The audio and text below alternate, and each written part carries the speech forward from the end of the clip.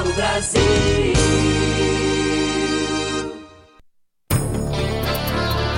Mesa Redonda.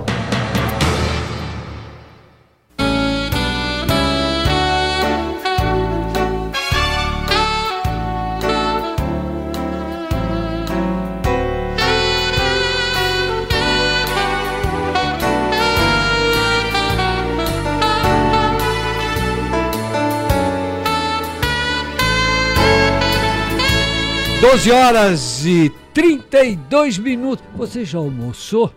Você já tomou conhecimento que Osasco tem uma super universidade que você pode perfeitamente começar a pensar nisso? Sempre o meu amigo, professor Costa Machado, pró-reitor de Desenvolvimento e Relações Comunitárias do Centro Unifiel e doutor em Mestre em Direito pela Universidade de São Paulo, ele explica para todos nós as vantagens que você tem em cursar uma faculdade, principalmente nos dias de hoje, né?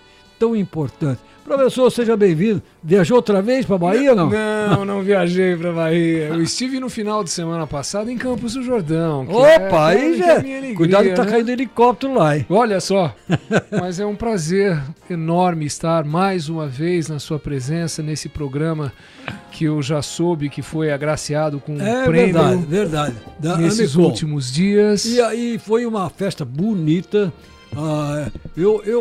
Eu que estou militando na imprensa, né, há tantos e tantos anos, eu sempre imaginava que não seria possível criar um núcleo que representasse a todos os segmentos da imprensa da nossa região. É difícil, mas olha, eu queimei minha língua, porque o Eudes, que você conhece, está sempre participando conosco aqui. Da Connect TV. Da Connect TV, ele tem um trabalho muito marcante à frente dessa entidade e, mercê do seu carisma, ele conseguiu granjear muitos e muitos profissionais da imprensa e praticamente foi uma festa bonita.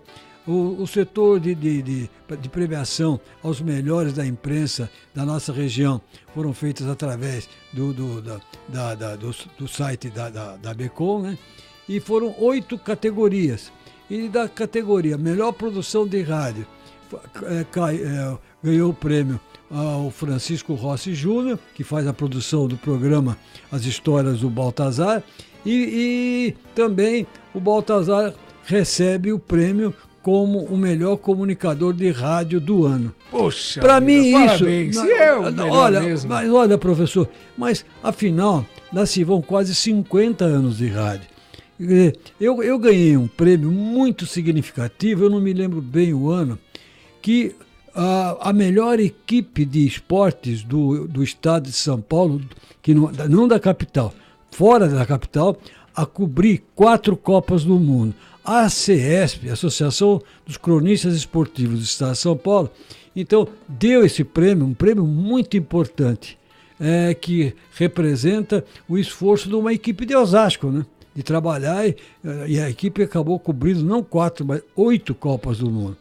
E num determinado momento a coisa vai ficando cada vez mais difícil, e aí a gente fica muito feliz que agora que eu praticamente bandeei para o caminho do jornalismo, do campo político, nós ganhamos um prêmio que foi escolhido pelos ouvintes, pela população. Este programa, o Mesa Redonda da Nova Difusora. Então, é o conjunto, é o Mesa Redonda, são os repórteres da Agência Rádio 2, as histórias que eu conto da minha vida cigana por esse mundo afora, pelo Brasil. Então, é um conjunto, né? Um conjunto do programa que vai ao meio-dia às 2, e eu devo tudo isso muito, muito ao Rossi.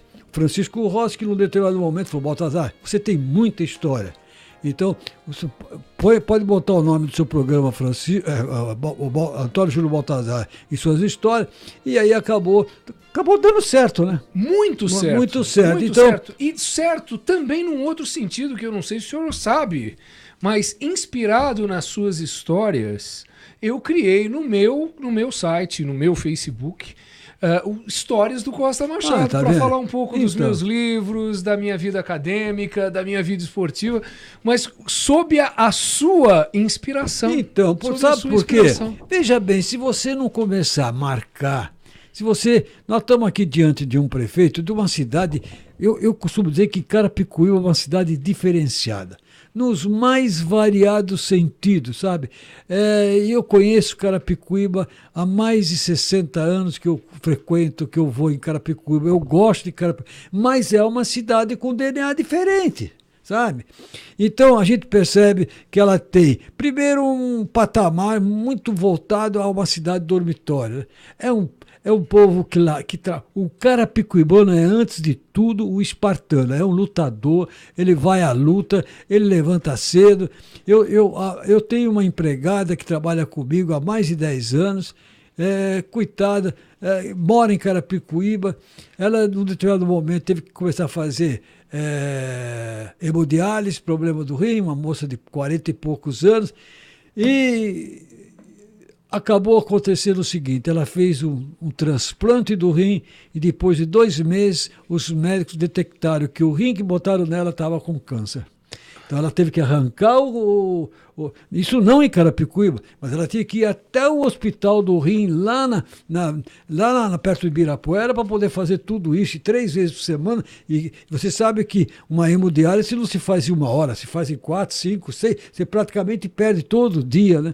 Então, Carapicuíba tem esse diapasão, é gente humilde mesmo, é gente que luta, mas que batalha. batalhadora, trabalhadora. E eu tô com um batalhador, eu tô com um batalhador aqui, e ele primeiro que ele é um bom sociólogo. Para ele fazer você vai ver que as definições que ele dá do município que ele gosta é sempre calcadas no raciocínio bem lógico. Ele foi vereador 2 vezes em Carapicuíba, foi prefeito 2 vezes. E olha, que lá em Carapicuíba, para você ser 2 vezes, não é tarefa fácil, não. E foi candidato a deputado estadual pelo PT, e olha a quantidade de votos. Numa eleição difícil, mas muito difícil, ele obteve 35.083 votos. Os nossos cumprimentos, os nossos aplausos, e agradecer sempre pela importante visita que ele nos faz aqui e tecer comentários sempre proveitosos para todos nós no programa As Histórias do Baltazar. Seja bem-vindo, meu caro Sérgio. Prazer em vê-lo. Obrigado, Baltazar. Obrigado aqui aos ouvintes da Difusora, Costa Machado, que acabei de conhecer ali rapidamente antes do início aqui do programa. É sempre uma satisfação estar aqui com vocês, né, para poder conversar um pouquinho sobre os temas da atualidade, conversar sobre o nosso país, sobre a nossa região e ouvir um pouco das suas histórias. Obrigado. Sérgio, vem cá, como é que você analisa essa sua votação? Eu, como observador, eu achei uma eleição muito difícil. Os municípios da nossa região deram uma resposta às urnas que, salvo algumas exceções, e você certamente é uma delas, que não estavam muito interessados em votar em candidatos da região. Só para citar um exemplo aqui, Osasco, a Janaína, para deputada estadual, levou mais de 35 mil votos. O filho do Bolsonaro, mais 40 mil votos. O Tiririca, quase 15 mil votos. E na hora de reclamar, vai reclamar com a Janaína, que nem deve ela passa em Osasco. O filho do Bolsonaro, mesma coisa. O Tiririca, então, nem o circo dele se instala. Falando de circo, tem um circo bonito lá em Carapicuíba, ô prefeito. Que circo é aquele lá? Não vi qual circo. Mas é um circo. Aquele pedaço reservado para circo ali, bem perto da estação. Eu passei lá hoje, eu sou fanático por circo. Eu não posso ver o circo porque eu já quero ir no circo. A vida do circense, depois que ele acaba o espetáculo, agora começa a história, viu? Olha só, depois que acaba a história, depois que acaba o espetáculo do circo, independente se o circo é pequeno ou médio ou grande, e esse circo que está em Carapicuíba é grande, aí acontece uma cerimônia fantástica depois do espetáculo. Todos os artistas se reúnem debaixo do pano e sabe o que eles fazem? Eles comem uma sopa. Chama-se a sopa depois do espetáculo. E ali é a hora de eles tesourarem. Olha, você não deu aquele salto legal, mas você deu, ou não sei o quê. E começa a contar as histórias maravilhosas do circense, que tem uma vida efetivamente maravilhosa. Pois não, professor? Não, eu só escutando e aprendendo sempre coisas novas. Eu tinha um grande amigo que foi dono de um circo. E o Bolinha. O Bolinha, o filho dele formou-se em direito comigo e eu acabei fazendo uma grande amizade. E quando o circo estava nas imediações de São Paulo, eu sempre ia. E ele insistia, viu, professor, que eu participasse da sopa depois do espetáculo. Você não quer saber o que é sentar numa cadeirinha de gradado de refrigerante, pegar aquele prato de sopa na mão, com um paninho e com uma colher, comendo e contando história. Porque a vida, professor, quem não teve história, não viveu. Veja esse cavaleiro que está aqui do nosso lado. Você pensa que é brincadeira, rapaz? Governar Carapicuíba? Carapicuíba, o buraco é mais embaixo, lá em cima não, velho. Olha, eu tenho um grande amigo que provavelmente é muito conhecido dele porque foi secretário municipal em Carapicuíba. Quem? O doutor Luiz Guilherme Viana, meu querido amigo, companheiro Luiz Guilherme Viana. De advocacia, isso, um grande educador da nossa região. E ele fala coisas incríveis sobre Carapicuíba, já me levou algumas vezes a Carapicuíba para compreender um pouco mais esse espaço tão especial na nossa região, né? Mas de gente tão trabalhadora, de gente tão importante para a nossa vida, né? Carapicuíba, ainda que lentamente, vai mudando para valer os seus hábitos, usos e costumes. Carapicuíba até outro dia, a população frequentava muito os shoppings nos arredores da cidade de Carapicuíba. Barueri, Osasco, Lapa. Né? Hoje, Carapicuíba já tem um shopping. Eu confesso que eu não conheço o shopping novo de Carapicuíba. O Francisco Rossi esteve lá outro dia com... Como é que chama o dono do shopping lá da aviação? Sou João. E o Rossi ficou encantado com o shopping. O Baltazar é um shopping realmente de cidade grande. E a gente percebe de que Carapicuíba vai se entremeando entre cidades importantes, como Barueri, vai tomando gosto por aquilo que Barueri faz, Osasco, enfim. Você não pensa assim, não, Sérgio? Você que administrou Carapicuíba em 2 oportunidades ao longo de 8 anos? Porque, na verdade, tem uma coisa, Baltazar, que pouca gente sabe. A cidade de Carapicuíba, embora ela tenha uma renda per capita pequena, a renda média dos cidadãos, ela é muito próxima da cidade de Osasco, é muito próxima da cidade de Barueri, muito próxima da cidade de Jandira. O que tem a renda da cidade é que é baixa. Então você tem lá um orçamento hoje em torno de R$ 1.100 per capita. Para ter uma ideia, Barueri é 7.000. A Itapevi é em torno de 2.500. O Osasco é em torno de 3.000. O orçamento per capita, ou seja, tudo que o município arrecada dividido pelo número de habitantes. Você pega tudo que o município tem de dinheiro e divide pelos habitantes. Então, uma combinação que é o seguinte, a população da cidade, ela tem uma renda, a renda individual das pessoas e das famílias, que é muito próxima à das cidades vizinhas. Então, por isso que quando você vai até Carapicuíba, você não tem a dimensão de que ela seja tão pobre como é do ponto de vista da arrecadação do município. Carapicuíba é tão pobre como Francisco Morato, como Itaquaquecetuba, como Ferraz de Vasconcelos, que são as cidades mais pobres do nosso estado. Eu coordenei um movimento que se chamava G100. São 100 municípios mais pobres do Brasil. Salvador, Ananindeua do Pará. Salvador é a capital Salvador é uma das cidades mais pobres do Brasil? Salvador, São Gonçalo. Qual é o critério? São as cidades que têm em torno de R$ 1.000 per capita por habitante. Todas as cidades que têm em torno de R$ 1.000 per capita estão qualificadas nas mais pobres. Essas cidades, elas perfazem 11,9% da população brasileira. Para ter uma ideia, é 2 Portugal e o Uruguai de troco. Olha Dá só. mais ou menos 25 milhões de habitantes, entendeu? E essas cidades mais pobres, elas têm uma característica, são cidades de região metropolitana. Então você pega Vitória da Conquista, Feira de Santana, Paulista... Essas estão envolvidas também entre as mais pobres? Mais pobres. Vitória da Conquista, Alvorada no Rio Grande do Sul, tem ali Nova Iguaçu no Rio de Janeiro, Jaboatão de Guararapes, Aparecida de Goiânia, em Goiás. São grandes cidades e cidades muito pobres que têm essa característica que nós não gostamos muito, mas a gente aceita o apelido de cidade dormitório. Mas me diga uma coisa, Salvador é a única capital brasileira incluída nessas 100 mais pobres? Nas capitais. Quer dizer, Salvador é mais pobre do que São Luís do Maranhão, do que Macapá? É mais pobre porque, inclusive, não só do ponto de vista da arrecadação per capita, mas mesmo você veja hoje o nível de desemprego. A média de desemprego no Brasil, nós estamos batendo em torno de 15%. Salvador está com 35%. Carapicuíba está com 28% de desemprego, entendeu? Então, porque o desemprego, ele atinge desigualmente o país. Quando a gente pega a média nacional, 15% de desempregos, porque tem duas situações. Uma é o nível de emprego, que é uma coisa, que é o desemprego. O que é desemprego? Desemprego é o número de pessoas, o IBGE calcula assim. Desemprego são as pessoas que procuraram emprego até um ano atrás. E existem as pessoas não ocupadas, que são aquelas que desistiram de procurar emprego. Quando você soma os desempregados e os que desistiram de procurar emprego, nós temos 27 milhões de pessoas. Onde que eles estão concentrados, essas pessoas? Elas estão concentradas nas cidades que têm população com baixa qualificação profissional. Então você pega uma cidade de Carapicuíba, o que tem em Carapicuíba?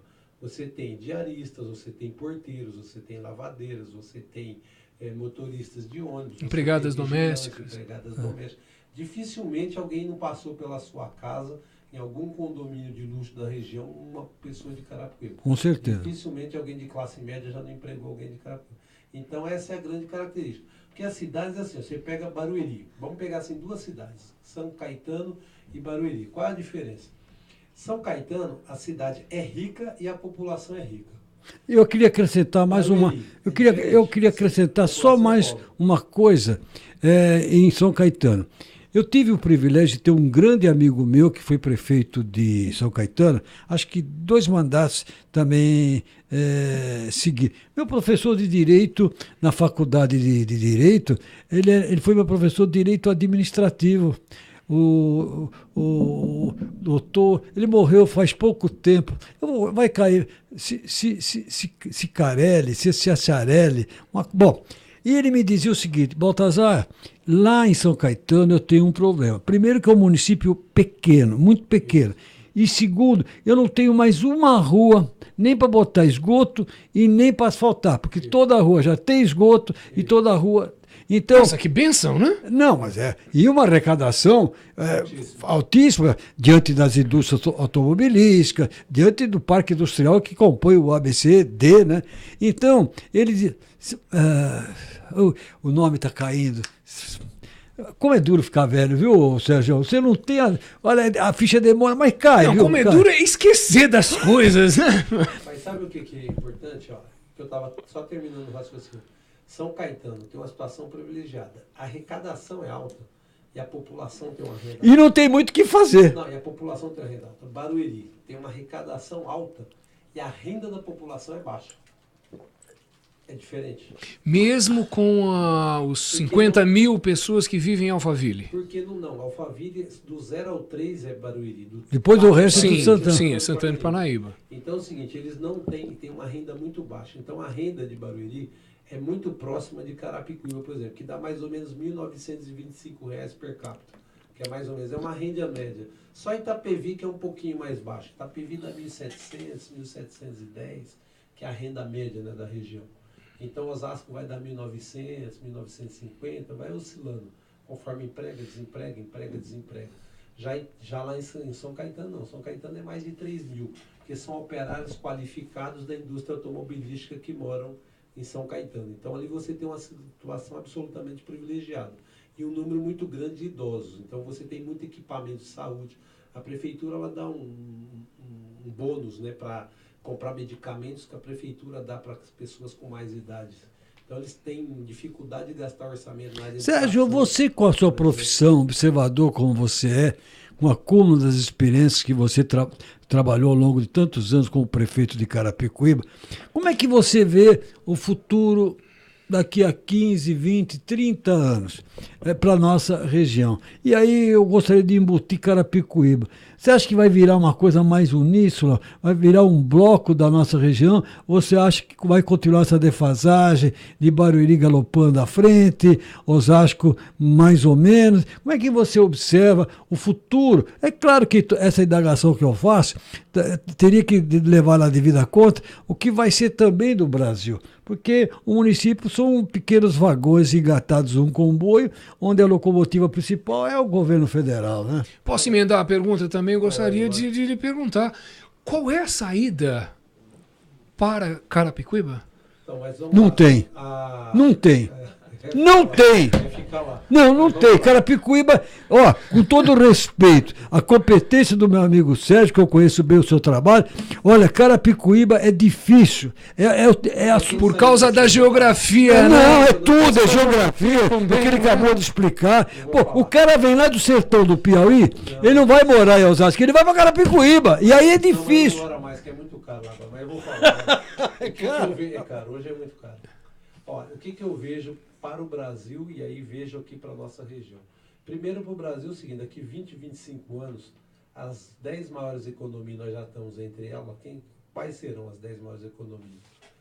As 10 maiores economias do mundo nós vamos ter, das Américas, só Brasil e Estados Unidos nós vamos continuar, Canadá não vai estar mais, vai subir a Nigéria para estar entre as 10 maiores economias do mundo, por conta do bônus demográfico, a China já está, a Índia vai continuar, vai aumentar esse status, a Indonésia vai ganhar, todos esses países, porque o Brasil nós temos 207 milhões e meio de brasileiros, nós temos 50 milhões de jovens, nós temos uma Espanha de bônus demográfico de jovens, de que dá mais ou menos de 16 a 24 anos de idade, então uma população gigantesca, então o Brasil vai ter em torno de 300 milhões de habitantes daqui a 20, 25 anos, então isso vai deixar o Brasil numa situação absolutamente privilegiada.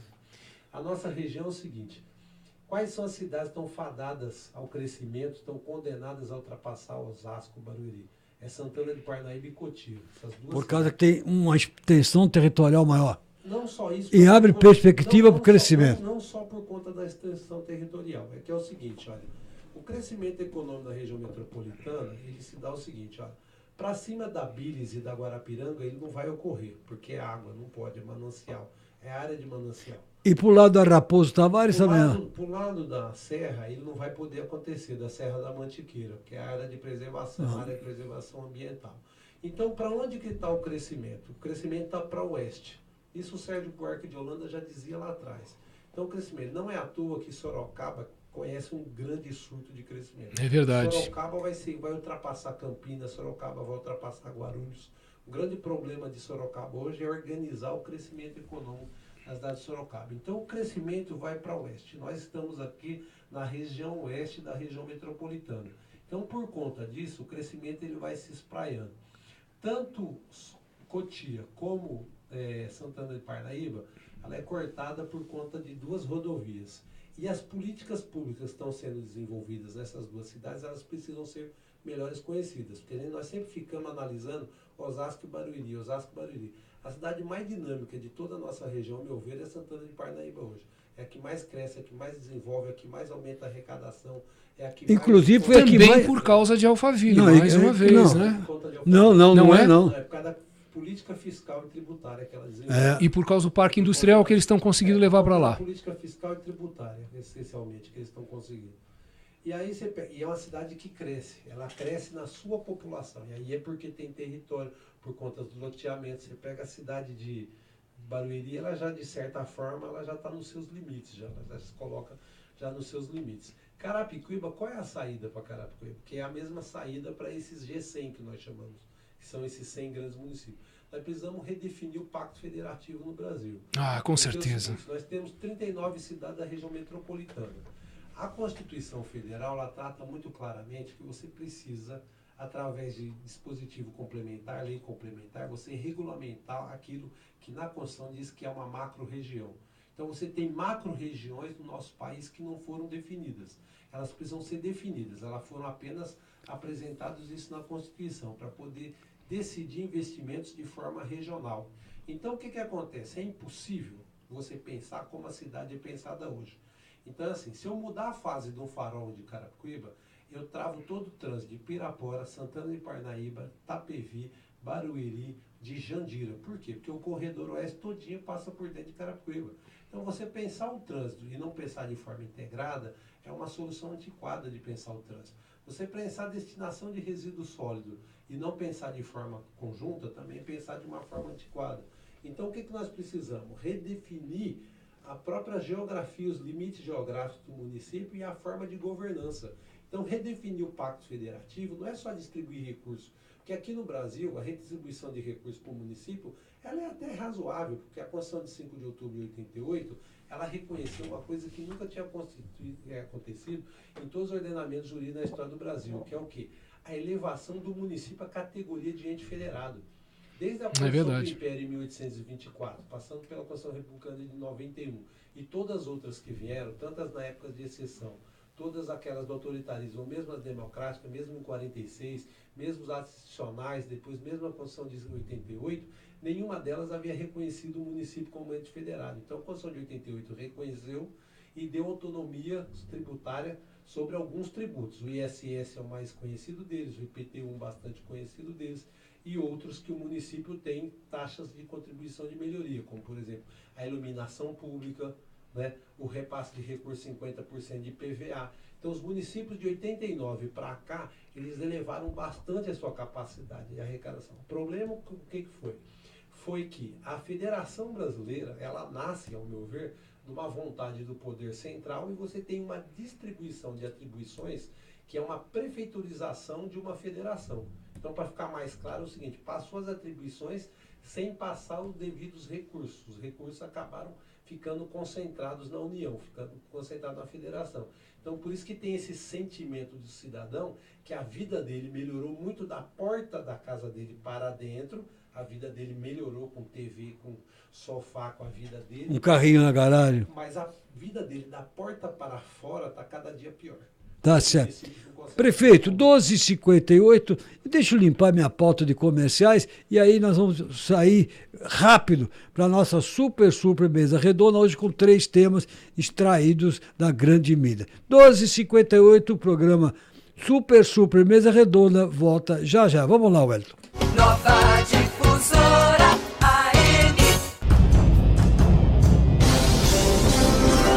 De segunda a sexta, das 14 às 15 horas, você não pode perder. Programa Wellington de Andrade. Sucesso da tarde. Músicas, prêmios, a sua participação com o seu amigo comunicador, Wellington de Andrade.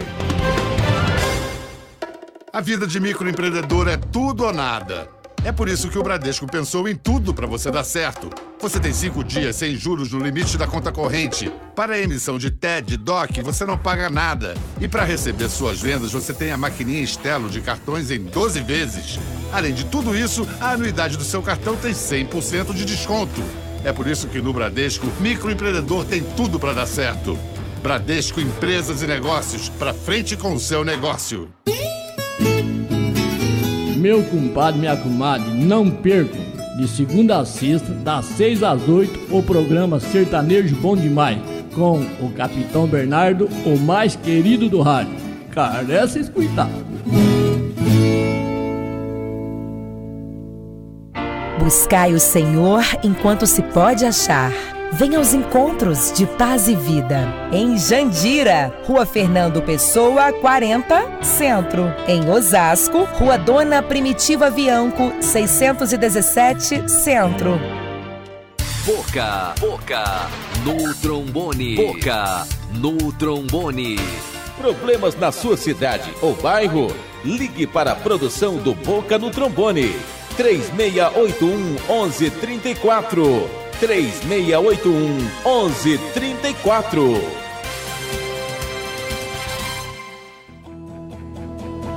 Vai pelo mundo afora, vai semeando a palavra. São 100 milhões de escrituras, vitória para o Brasil. Sociedade Bíblica, semeando a palavra eterna. Sociedade Bíblica do Brasil, semeando a palavra que transforma vidas. CYK 723,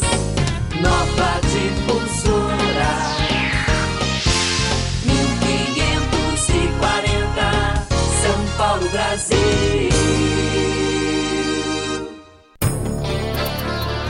Mesa Redonda. Olha só, 13h01. Hoje eu estou aqui uma boa companhia com o professor Costa Machado, que toda semana ele está aqui ao meu lado, e o ex-prefeito de Carapicuíba, o Sérgio Ribeiro, sociólogo dos bons, vereador, prefeito de Carapicuíba, os 2 mandatos, 2 oportunidades, e foi candidato a deputado estadual pelo PT e obteve 35.083 votos. Tô louco para fazer uma pergunta ao meu amigo Sérgio. Sérgio, votos em Carapicuíba, quanto você obteve desses... A metade, mais ou menos, a metade. Pois olha, 17 mil votos em Osasco, que tem quase que o triplo de votos do município de Carapicuíba, poucos candidatos tiveram essa votação. Acho que só o Francisco Rossi, parece que em torno de 17 mil, o do PT, o Emílio em torno disso, depois ele foi buscar o resto fora. Olha, foi uma encrenca danada. Vamos ao primeiro tema, na super mesa redonda, que o tema foi extraído pela nossa produção do jornal Folha de São Paulo, dessa segunda-feira, dia 26. Eleito, o Jair Bolsonaro defende escolha de equipe sem chancela de partidos políticos. Eu estou com um político aqui experimentado que certamente ele vai opinar se isso tem ou não tem fundamento. O presidente eleito Jair Bolsonaro defendeu nesse domingo, dia 25, o modelo de escolha de ministros por meio de acordos com bancadas temáticas no Congresso e não via partidos, e disse que sua equipe deve ser concluída nesta semana. Até agora foram nomeados ou indicados, ainda não nomeados, 13 ministros de seu futuro governo, em um processo que vem privilegiando a consulta à bancada no Congresso. Aspas, estamos escolhendo melhor, queremos pessoas independentes, isentas, que sejam honestas e que pensem no Brasil e não em agremiação partidária, fecha aspas, afirmou ele, ressaltando que prometeu que faria, aspas, uma política diferente, fecha aspas. Por isso, disse que as negociações não foram feitas com partidos, mas sim com bancadas no Congresso. Questionado sobre o possível efeito adverso dessa estratégia, em apoio ao Congresso, disse que, aspas, vai da consciência de cada um, fechando aspas, um novo modelo de formação de governo, que as lideranças partidárias são contornadas em prol de indicações técnicas ou feitas por bancadas temáticas, vem gerando descontentamento do Legislativo. Nesta terça-feira, dia 27, Bolsonaro voltará a Brasília para reuniões com aliados e com a equipe de transição. Ele não quis, porém, adiantar a agenda dos encontros, nem se anunciará novos ministros. Deixa eu começar aqui com o ex-prefeito de Carapicuíba, o Sérgio Ribeiro. Sérgio, você em 2 oportunidades, você teve esse trabalho na sua vida. Você teve que escolher o seu secretariado. Não deve ser uma tarefa muito fácil, não.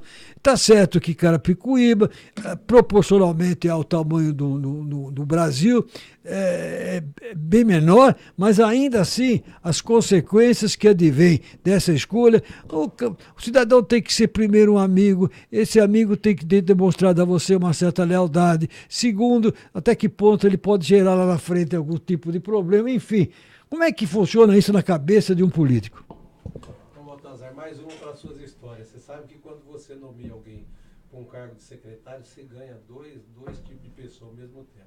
Em primeiro lugar, você ganha um monte de adversários.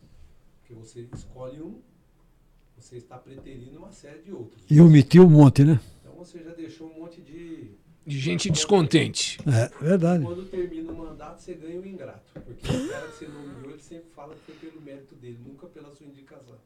Ele sempre vai dizer que é a capacidade técnica dele, que nunca foi pela sua escolha. E isso aconteceu nas 2 administrações que você teve que realizar. É a máxima da política. E nos Estados Unidos é assim, na Itália é assim, na Roma Antiga é assim, na Grécia é assim. Sempre foi assim.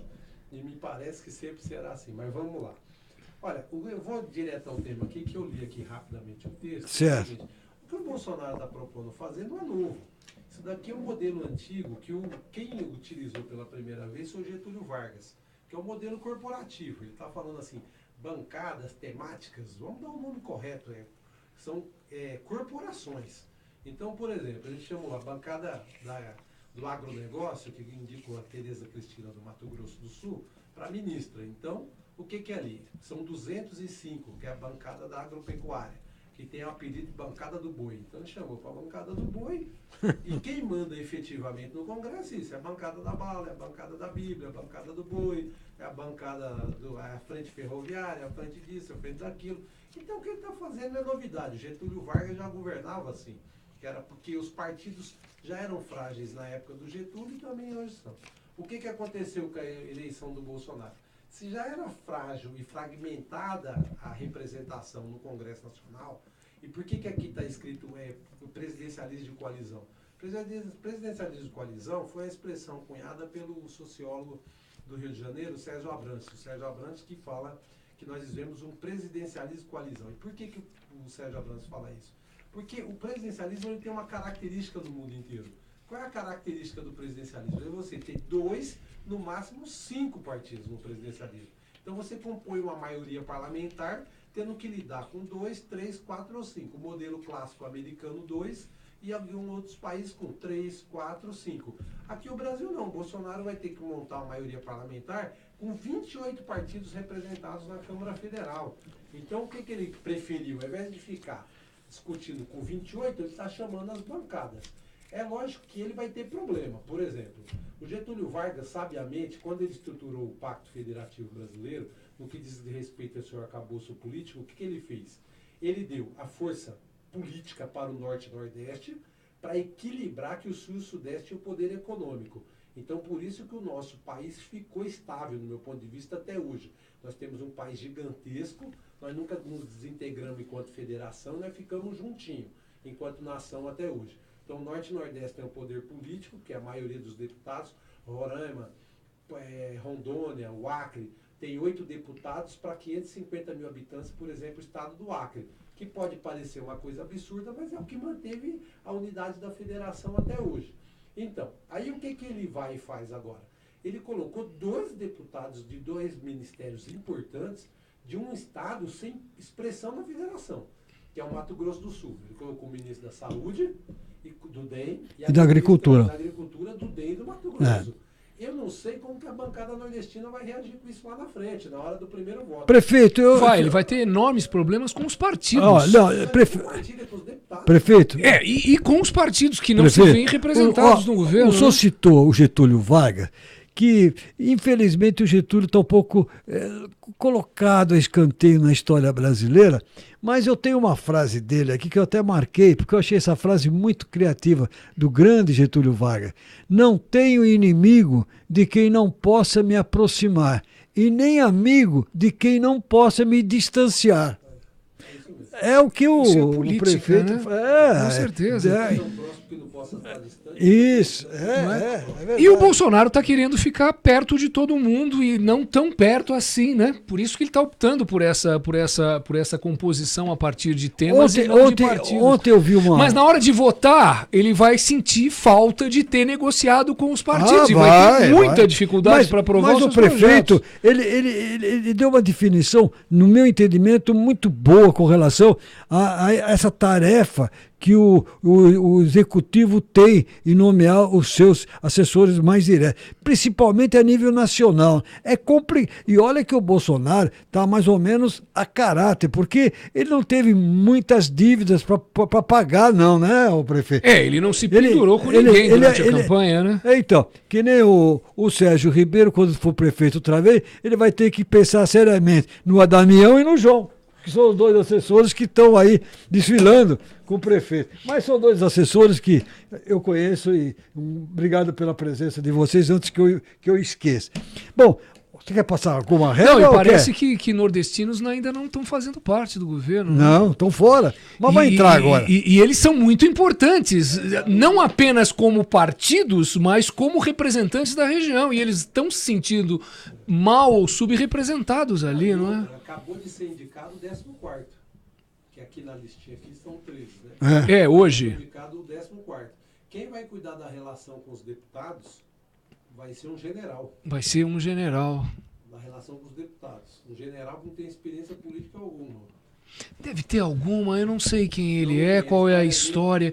Mas como é que se coloca alguém que não tem nenhuma experiência para lidar com o Congresso Nacional à frente dessa atividade? E você com 5 estrelas lá na lapela, você precisa de algum Precisa, precisa sim. Por uma razão muito simples. Eu servi o exército Nossa, um ano e esse meio. não é um Eu governo nunca vi um militar, esse é um general. governo democrático ocupado por professor, militares, só professor, isso. eu servi o exército aqui em Itaúna, acho que 1 ano e 3 meses. Eu nunca vi um general na minha vida. Quando eu vi um general, desculpa a expressão, eu fui no banheiro. Ah. Eu tremi tudo. Pô, esse é um general, Pois é, mas o pessoal ainda mais de 5 estrelas. Tremer porque ele é general. Eu com a experiência E que eu sim tenho. porque ele é ministro. Olha, eu acho que eu vi general na minha vida, acho que umas. Prefeito, já viu quantas vezes? Tira aquela cerimônia chata que o senhor vai lá no quartel. O resto eu não viu general na sua vida. É isso aí, professor. Bom, mas agora nós vamos começar a conviver com generais, com capitães. Nós vamos começar. Você viu onde foi o Bolsonaro? O paraquedista lá no Rio, onde ele se formou, todo mundo reuniu, todo mundo fez um churrasquinho e a imprensa ficou de fora. É verdade. Gente, vamos para o segundo tema, que o segundo tema também diz de perto do Bolsonaro. Foi extraído do jornal Estado de São Paulo. Bolsonaro veta teste a médicos, mas Mandetta é o novo ministro da Saúde.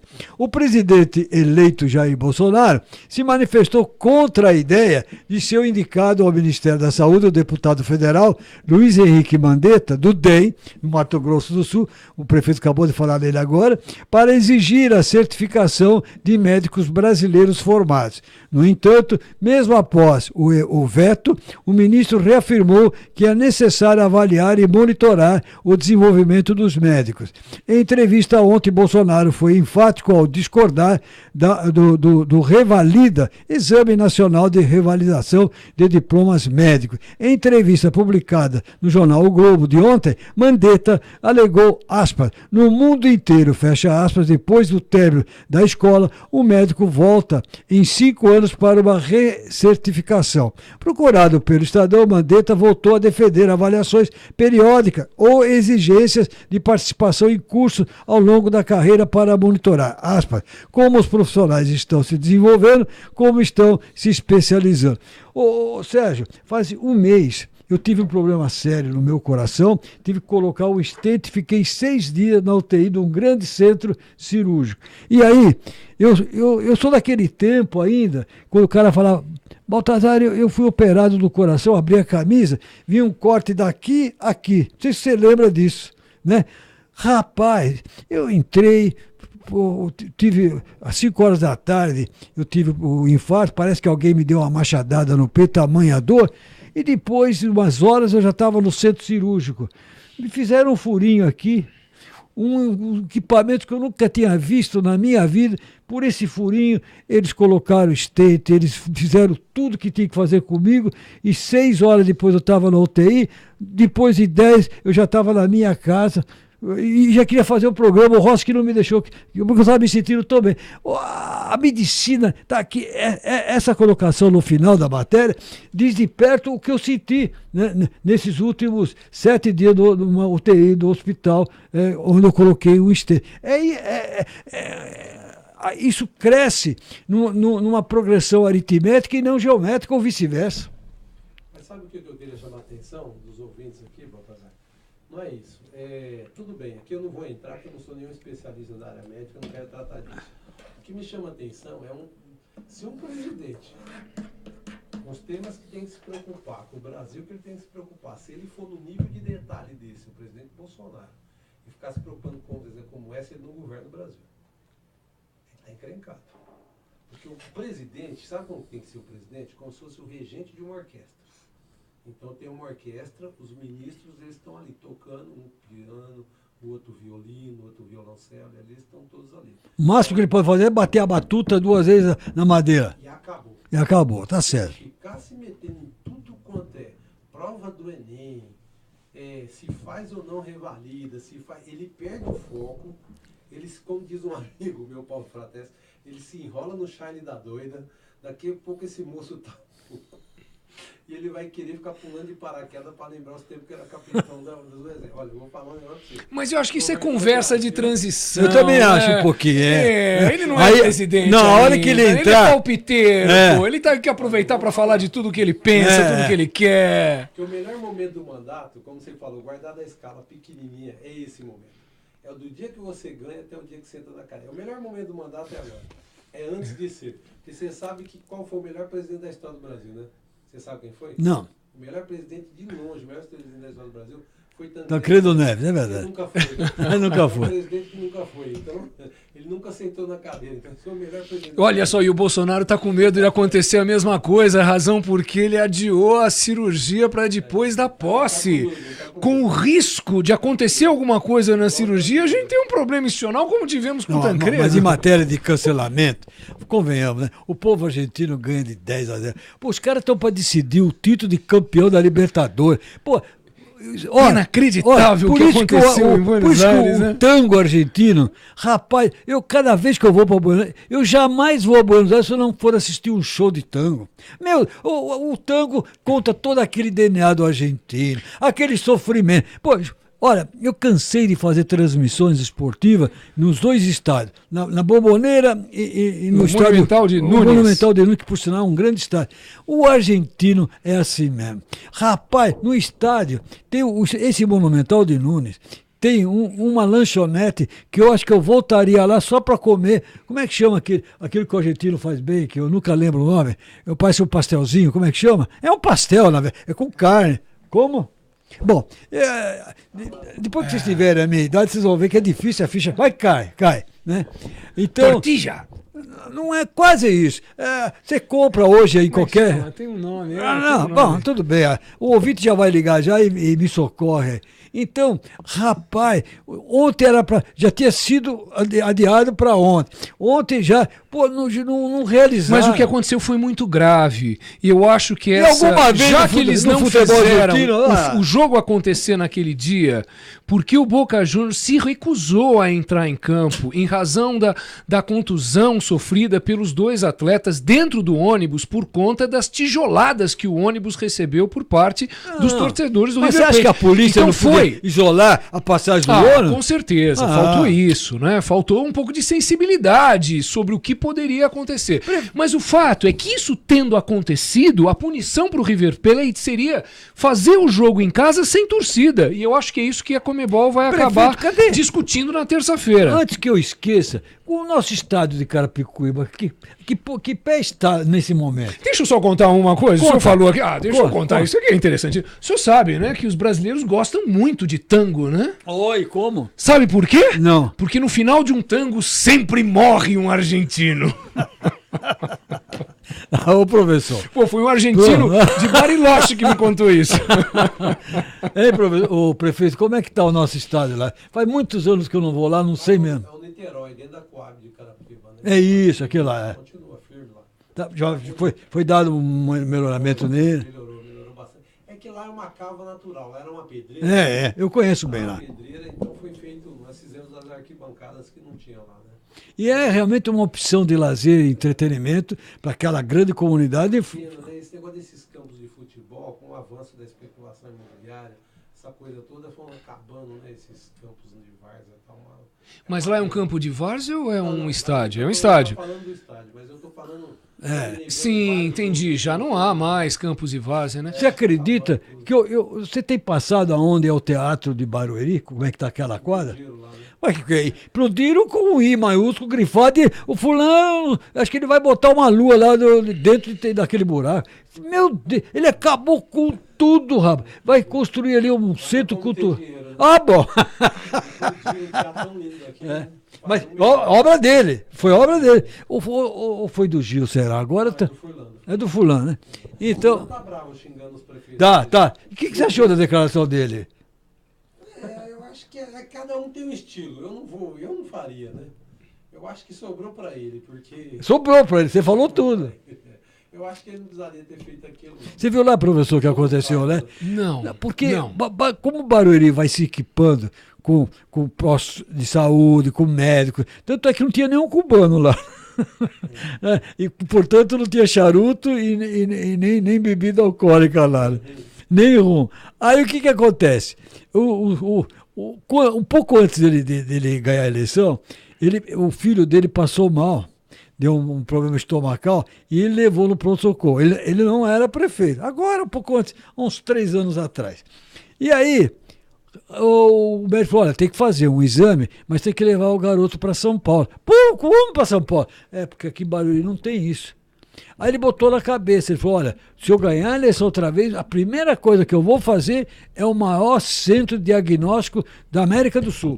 Ele falou isso, o fulanzinho fala mesmo.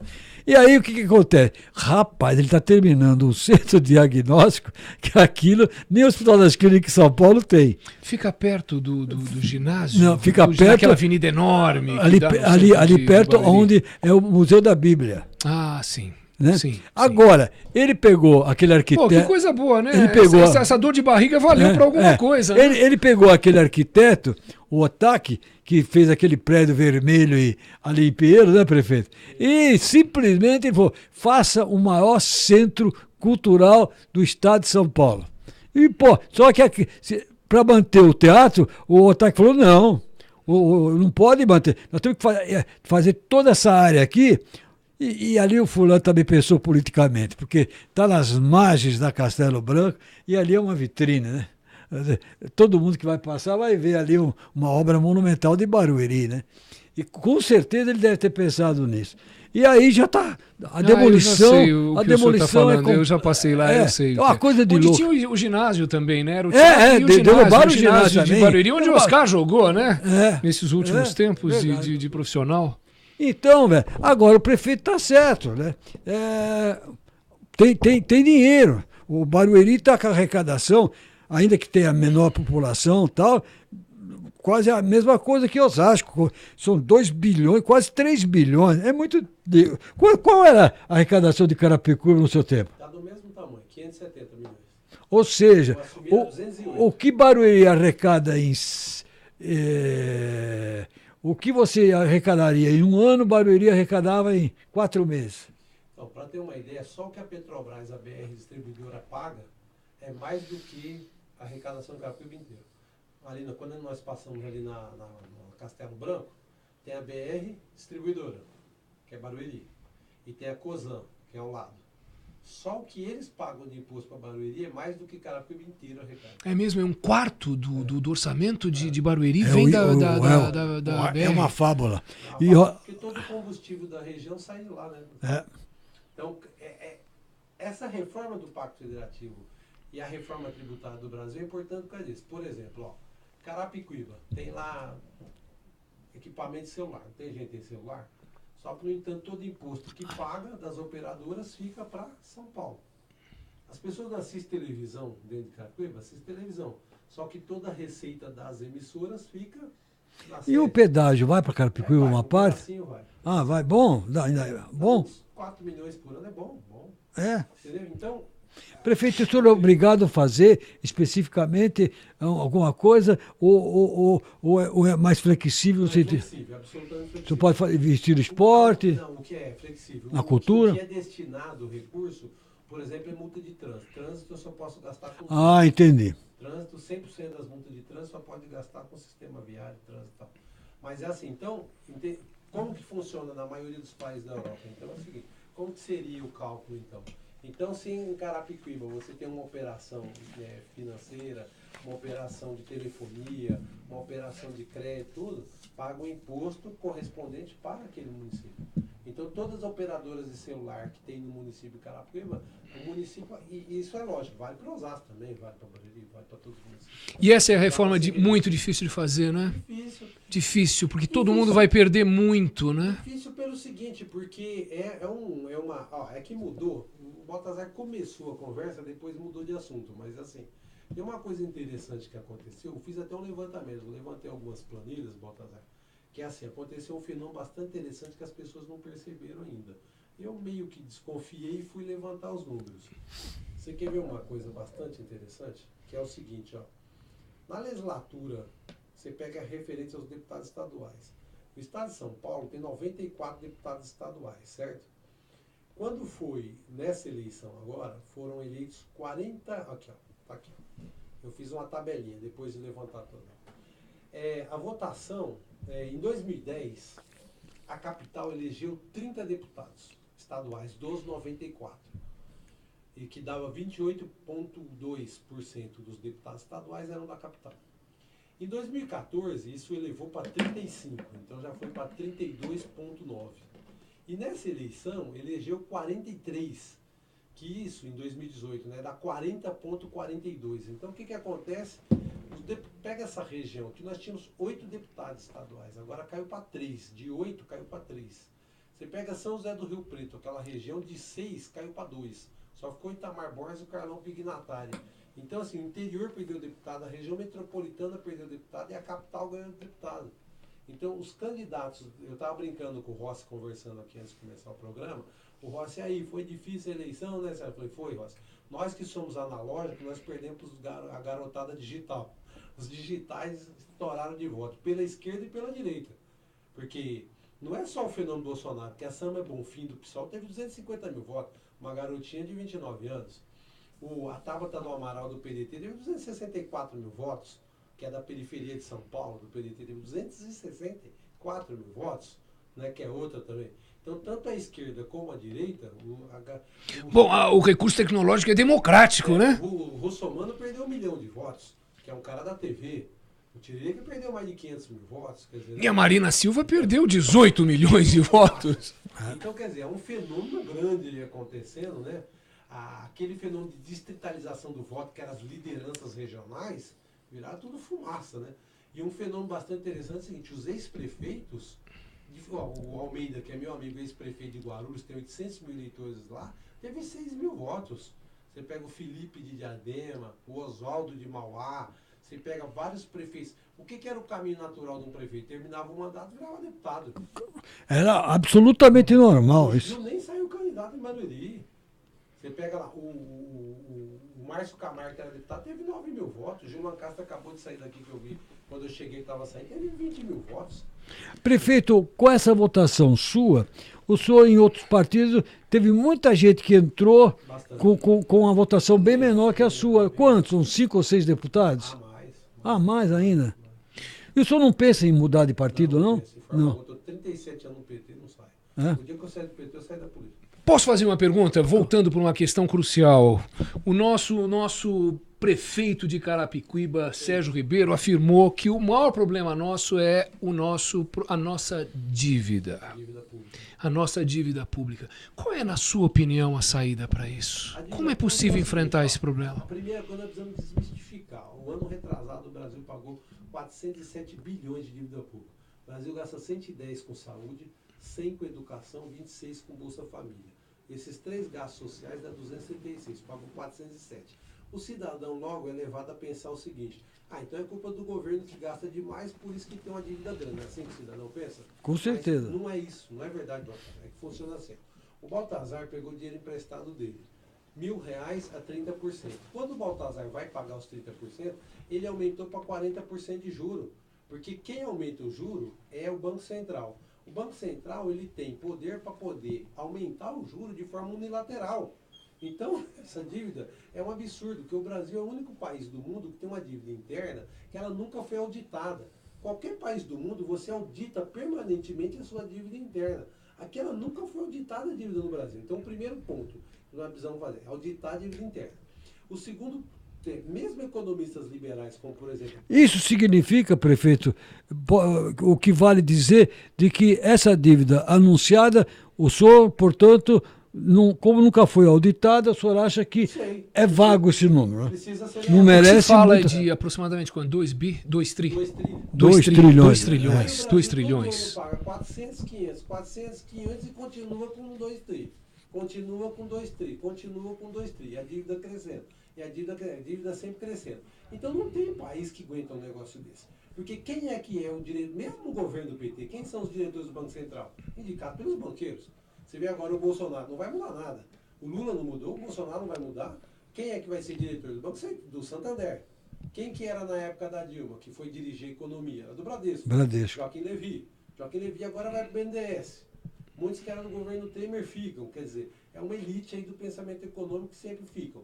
Que o próprio pensadores, né, liberais, como Paul Krugman recentemente, avaliou por que a economia brasileira não deslancha. Ele falou o seguinte: é o único país do mundo que combate recessão com juro alto. Se ninguém compra, como que você aumenta juro para conter demanda?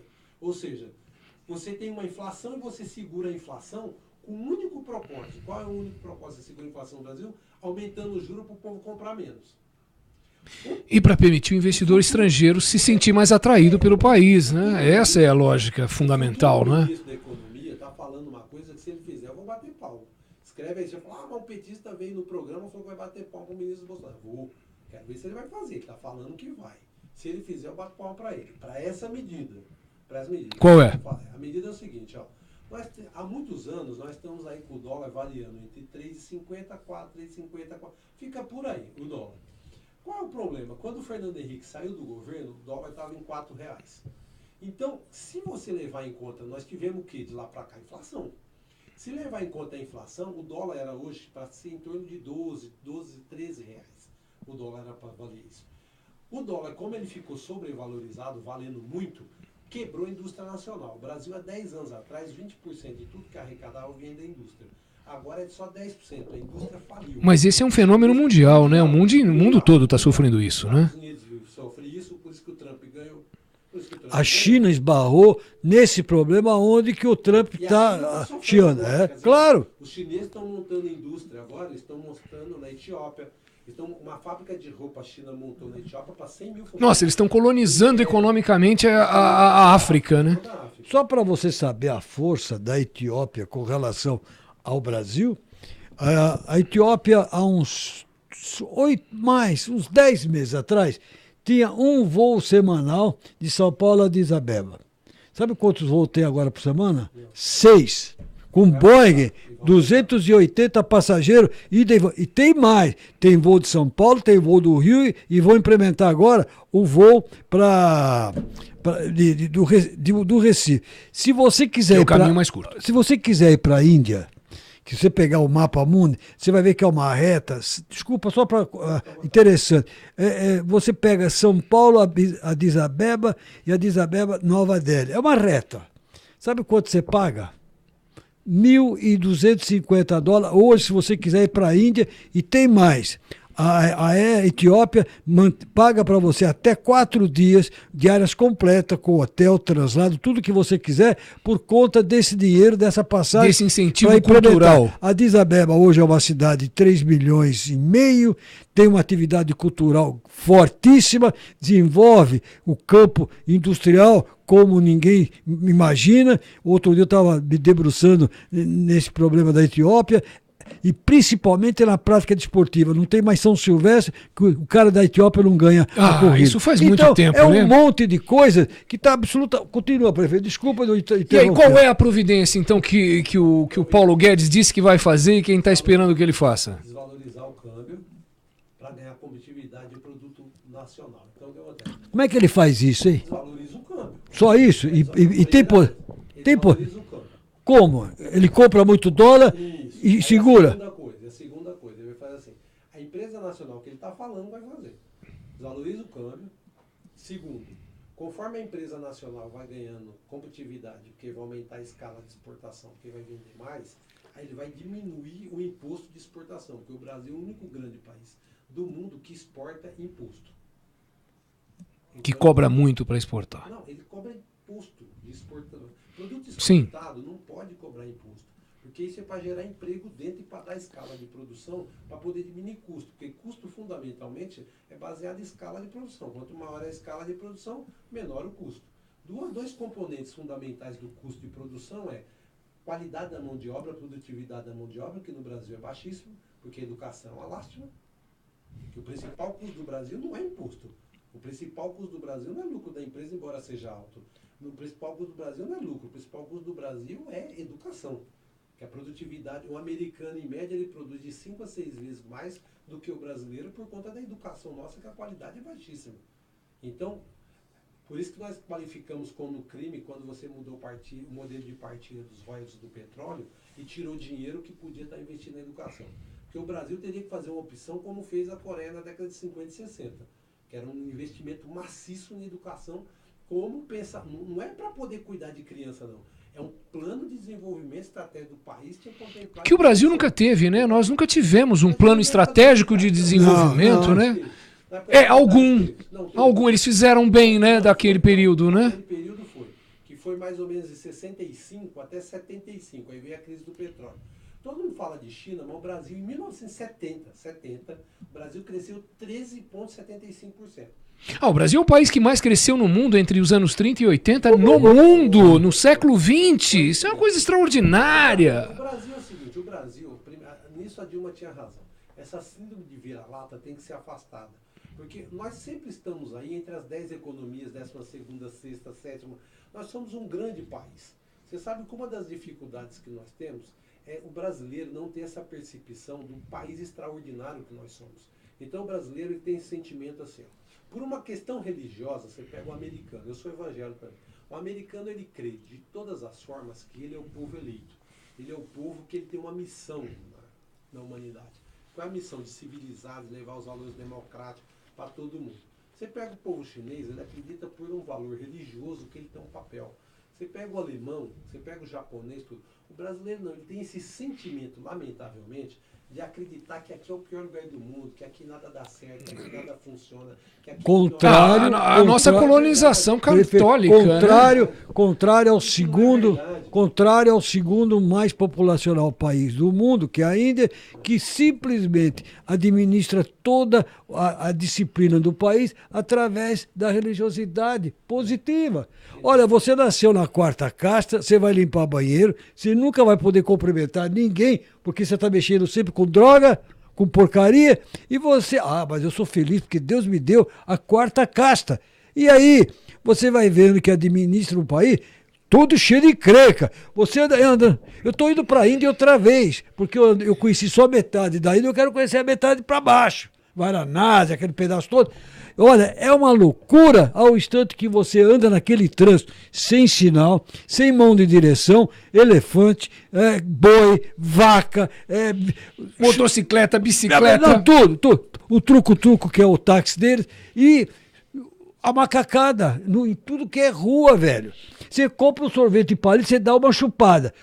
A segunda chupada você não dá, porque já tem 10 macacos marcando você homem a homem. É verdade. As histórias do Baltazar terminou hoje com a história da Índia dos macacos. Fala, prefeito. Então nós precisamos baixar o dólar e acabar com o imposto de exportação. E a história do Paulo Guedes de vender as estatais e com isso pagar a nossa dívida interna. É um pouco conversa. É bobagem. Porque assim, tem empresa, é o seguinte, ó, e eu sou pragmático nessa questão de privatização. Tem coisa que não é estratégia para o país, e tem coisa que é estratégia para o país. Também acho. Se não for estratégia, você pode vender. O que for estratégia... Com certeza, concordo com isso. Essa não é a visão liberal e radical do pessoal do Bolsonaro, mas essa é a visão. Faltam 20 minutos para acabar o nosso programa. Eu não quero me furtar de ver essa matéria que eu gostaria que o senhor comentasse como prefeito em 2 oportunidades em Carapicuíba. Esse tema foi extraído do Jornal Diário da Região desse final de semana. Josias, que é um vereador bem atuante da cidade de Osasco, ele quer criar uma tropa de elite na guarda de Osasco. O vereador Josias da Juco apresentou projeto de lei que prevê a criação da ROMO, Ronda Operacional Municipal em Osasco. Se aprovado, o novo agrupamento irá contar com efetivo treinado para atuar em situações de crise e de procedimentos especiais, com atenção para o patrulhamento preventivo e planejado, proteção dos próprios públicos e no combate e o controle da criminalidade com atuação nos locais de maior incidência.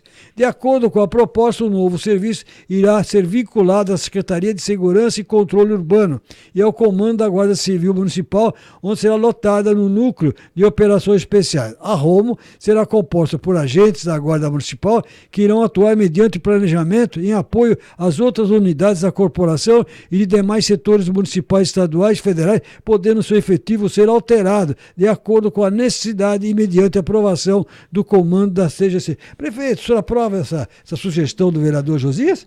Sabe que eu tive o privilégio, Baltazar, de criar a Guarda Municipal de Carapicuíba no primeiro mandato. Eu lembro disso. E criar a ROMO no segundo. Ah, é? O Romo não lembrava. Com o mesmo nome. Com o mesmo nome. A Romo em todos os municípios existe a Romo. Né? Eu até parabenizo aí o vereador Josias, embora eu tenha a convicção de que isso não é uma matéria legislativa, é uma matéria privativa do prefeito. Né? A Constituição Federal diz isso. O vereador ele não pode apresentar um projeto de lei que crie despesas ao executivo. Né? Então é uma matéria privativa do Poder Executivo. Só o prefeito pode apresentar ao legislativo uma matéria como essa. Mas de qualquer forma vale a intenção do vereador, eu acho que é louvável. Né, importante, principalmente em Osasco, que tem uma guarda antiga, bem treinada. Nossos homens foram treinados todos aqui, homens e mulheres da nossa guarda, foram treinados em Osasco. Porque Osasco é uma referência. Proporcionalmente, a guarda de Carapicuíba é mais ou menos, por habitante, é mais ou menos... menor do que a daqui. Porque a guarda funciona assim, meu velho. Quando nós criamos a nossa, nós conseguimos em tempo recorde o armamento, que precisa da licença da Polícia Federal, Exército, essa coisa. Eu lembro que no seu tempo... 3 anos. Tempo recorde é 3 anos. Você pega Salvador, tem 10 anos, conseguiu até hoje. Nossa, mas isso é um absurdo. Né? Nesses 10 anos as pessoas vão morrendo. Houve um trabalho coordenado pelo governador, eu lembro disso, na Grande São Paulo. Tinha um nome Codegran, se eu não me engano. Codegran. O Codegran tentou viabilizar, para agilizar tudo isso, um projeto unificado na região metropolitana. Olha, isso demorou, foram reuniões, pós-reuniões. É encrencado mesmo isso, prefeito? Sabe, nós temos, não é assim, aqui no Poder Público a gente tem uma cultura, sabe que eu mudei toda a minha percepção sobre prazos e tempo do Poder Público quando a rede Walmart foi instalar 6 lojas em Carapicuíba, de uma rede popular deles, chama Todo Dia. Do dia que eles começaram a fazer pesquisa, a instalar as primeiras lojas, foram 6 anos. 6 anos? 6 anos. Então, os planos de investimento... Isso há quanto tempo? Isso foi planejado no meu mandato. Já eu terminei o mandato em 2016. E existe as lojas até hoje? Não, para ter uma ideia, das 6, 4 faliram. Nossa, mas é uma coisa meio anacrônica esse tempo. É uma coisa do século XIX, né? Do começo do século XX. Pesquisa de mercado, encontrar a área, entendeu? Construir o prédio, fazer os contratos. E disso, depois de tanta pesquisa, tanta coisa, de 6, 4 faliram. Fecharam. 4 lojas fecharam, só tem 2 abertas. E a consequência disso para a administração pública, a sua percepção mudou, e aí... Então, aí o que eu digo? O seguinte, assim, planejamento, gestão pública, o problema não é o tempo que você demora para executar, o tempo que você demora para começar a planejar. Então, a gestão pública, você tem que sempre estar... Tanto aqui na época dos militares, eram chamados de planos decenais, que eram planos para 10 anos no mínimo. Na China são planos decenais, são planos quinquenais, são planos para 50 anos. Eu acho que um país é assim, você tem que pensar ele para 50 anos, tem que pensar ele para 100 anos, você tem que pensar ele para 20 anos, você tem que plano para 10, 20, 50... E começar a agir em todos os sentidos, para coisas que vão acontecer daqui a 100 anos. Esse planejamento estratégico não existe no Brasil. Mas tem uma coisa que... há no Brasil, tem uma coisa que me chama isso. muito a atenção. Muito. Rapaz, eu sou daquele tempo que eu era garotão, você ia para o Mato Grosso, ia para o Norte do Paraná, era aquela vastidão, gado, não sei o que, mais ou menos. Rapaz, hoje tem um programa Brasil Visto por Cima, no canal a cabo, que é um programa que todo maravilhoso, dia, né, na Globosat. Você vê hoje, via satélite, via helicóptero, via tudo que é de mais moderno, você vê o que é o Brasil hoje no agro. Meu Deus do céu, prefeito. Tá tocando boi de helicóptero, né? Não, sensacional.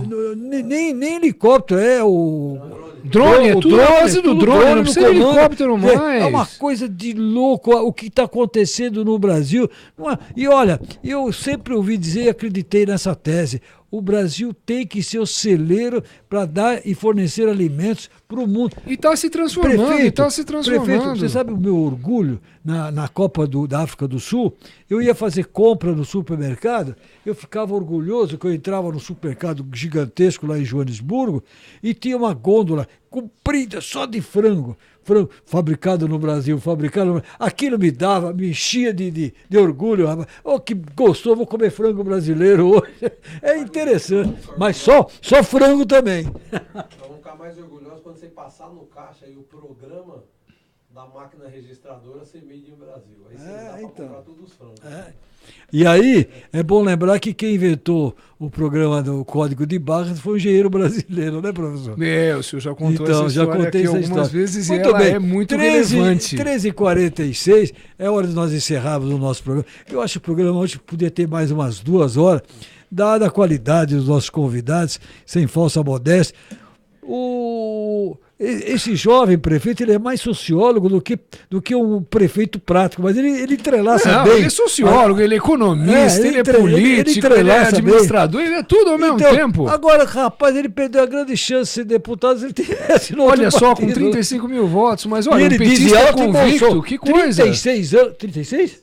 37 anos de PT, e eu paro na política se eu tiver que sair do PT, é isso, prefeito? Isso aí. Por quê? O PT precisa se reinventar, Não não dá é, pra prefeito? reinventar, não? Precisa se reinventar. Fez uma bancada, a maior bancada com certeza, mas ainda, o PT ainda está devendo desculpa ao povo brasileiro pelo desastre administrativo desses últimos 10 anos. Não, mas o PT então tinha que ser o primeiro a pedir.